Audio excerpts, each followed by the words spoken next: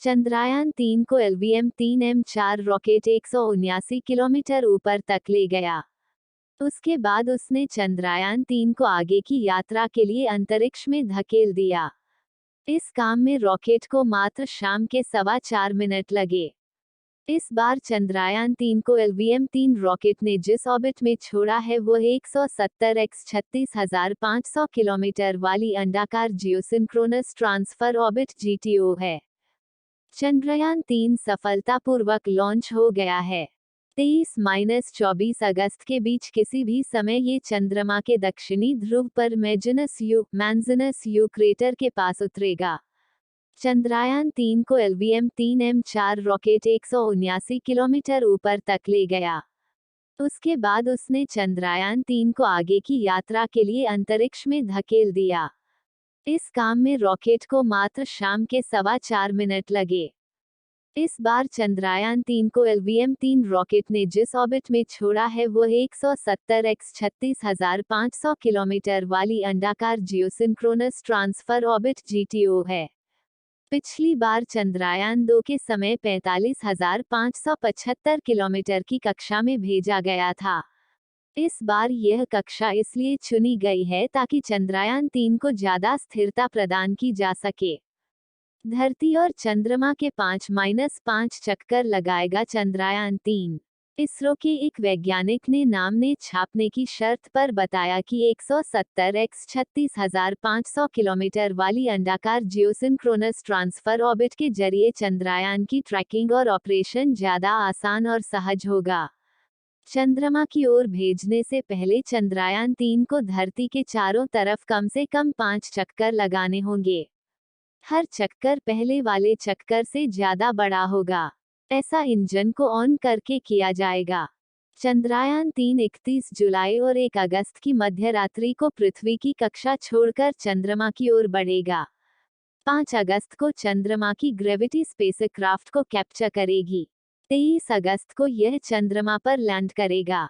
भारत का तीसरा चंद्र मिशन चंद्रयान-3 14 जुलाई 2023 को श्रीहरिकोटा के सतीश धवन अंतरिक्ष केंद्र से सफलतापूर्वक लॉन्च किया गया था।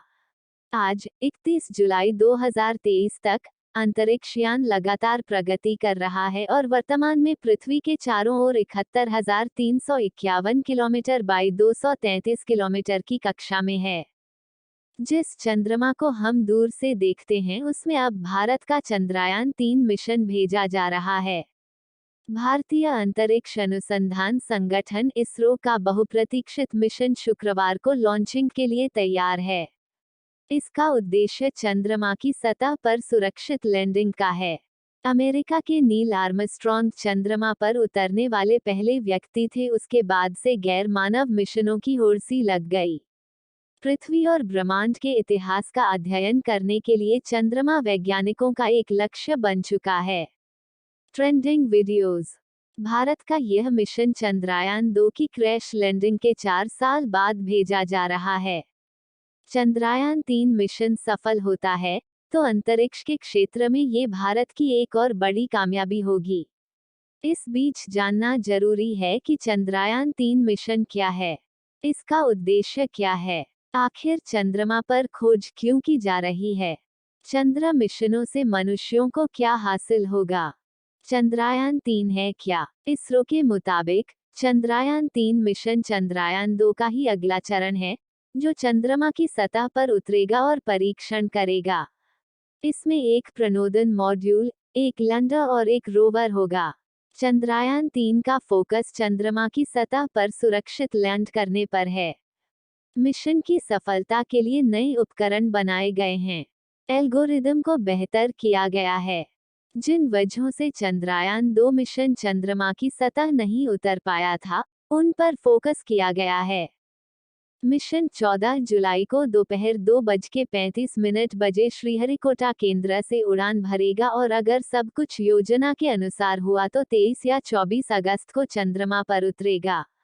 बीते बुधवार को श्रीहरिकोटा के सतीश धवन अंतरिक्ष केंद्र में चंद्रयान-3 युक्त एनकैप्सुलेटेड असेंबली को LVM-3 के साथ जोड़ा गया।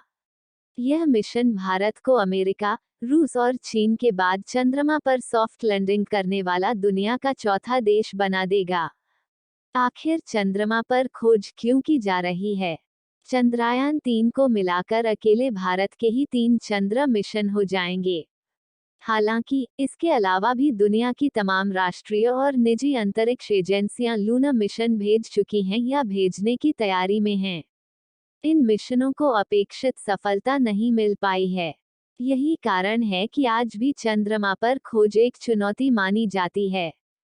1969 में नील आर्मस्ट्रॉन्ग अमेरिका के अपोलो 11 मिशन के दौरान चंद्रमा पर चलने वाले पहले व्यक्ति थे। इस ऐतिहासिक मिशन के दशकों बाद भी चंद्रमा का पता लगाना मनुष्य के लिए महत्वपूर्ण हो गया। विशेषज्ञों का कहना है कि जब पृथ्वी और ब्रह्मांड के इतिहास का अध्ययन करने की बात आती है तो चंद्रमा एक खजाना है। चंद्रमा पर मिशन भेजने के उद्देश्यों को लेकर नासा की वेबसाइट कहती है कि चंद्रमा पृथ्वी से बना है और यहाँ पृथ्वी के प्रारंभिक इतिहास के साक्ष्य मौजूद हैं। हालांकि पृथ्वी पर ये साक्ष्य भूगर्भिक प्रक्रियाओं की वजह से मिट चुके हैं।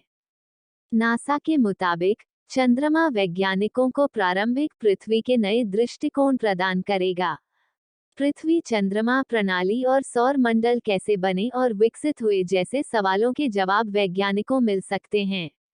इसके साथ ही पृथ्वी के इतिहास और संभवतः भविष्य को प्रभावित करने में क्षुद्रग्रह प्रभावों की भूमिका के बारे में भी पता लगाया जा सकता है। अमेरिकी एजेंसी की माने तो चंद्रमा अनेक रोमांचक इंजीनियरिंग चुनौतियां पेश करता है। ये जोखिमों को कम करने और भविष्य के मिशनों की उत्पादकता बढ़ाने के लिए प्रौद्योगिकियों, उड़ान क्षमताओं, जीवन समर्थन प्रणालियों और शोध तकनीकों का परीक्षण करने के लिए एक उत्कृष्ट जगह है। मिशनों से मनुष्यों को क्या हासिल होगा? चंद्रमा की यात्रा मनुष्यों को दूसरी दुनिया में रहने और काम करने का पहला अनुभव प्रदान करेगी। यात्रा हमें अंतरिक्ष के तापमान और चरम विकिरण में उन्नत सामग्रियों और उपकरणों का परीक्षण करने की अनुमति देगी। मनुष्य सीखेंगे कि मानवीय कार्यों में सहायता करने, दूरस्थ स्थानों का पता लगाने और खतरनाक क्षेत्रों में जानकारी इकट्ठा करने के लिए रोबोटों का सर्वोत्तम उपयोग कैसे किया जाए। नासा कहता है कि चंद्रमा पर सफलतापूर्वक उपस्थिति स्थापित करके मनुष्य पृथ्वी पर जीवन को बढ़ाएंगे और अपने सौर मंडल के बाकी हिस्सों और उससे आगे का पता लगाने के लिए तैयार होंगे। पृथ्वी से कम गुरुत्वाकर्षण और अधिक विकिरण वाले वातावरण में अंतरिक्ष यात्रियों को स्वस्थ रखना चिकित्सा शोधकर्ताओं के लिए एक अहम चुनौती है। चंद्रमा की खोज तकनीकी नवाचारों और अनुप्रयोगों और नए संसाधनों के उपयोग के लिए नए व्यावसायिक मौके भी मुहैया करती है। अंततः चंद्रमा पर चौकियां स्थापित करने से लोगों और खोजकर्ताओं को पृथ्वी से परे ग्रहों और उपग्रहों तक अन्वेषण और बसाहट का विस्तार करने में मदद मिलेगी। चैनल को लाइक और कमेंट जरूर करें। धन्यवाद।